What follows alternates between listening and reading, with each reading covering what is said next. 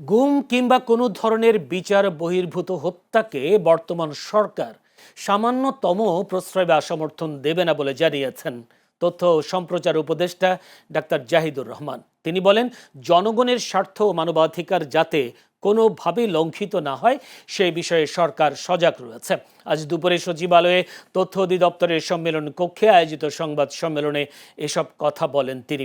এ সময় তথ্য ও সম্প্রচার উপদেষ্টা জানান, অপতথ্য ছড়ানো ও অন্যায়ভাবে সাইবার বুলিংয়ের বিরুদ্ধে আইনি ব্যবস্থা নিতে তথ্য মন্ত্রণালয় একটি আইনজীবী প্যানেল গঠন করেছে।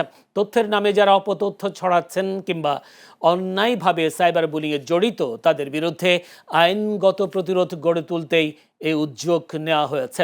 আইনজীবী প্যানেলের মাধ্যমে এইসব কর্মকাণ্ডে জড়িতদের বিরুদ্ধে প্রয়োজনীয় আইনি ব্যবস্থা নেওয়া হবে বলেও জানান তিনি। একটা রাষ্ট্র কাউকে যদি গুম করে, কাউকে যদি বিচার বহির্ভূতভাবে হত্যা করে, সে আর রাষ্ট্র থাকে না, সে মাস্তানে পরিণত হয়। রাষ্ট্র কিন্তু কাউকে খুন করতে পারে।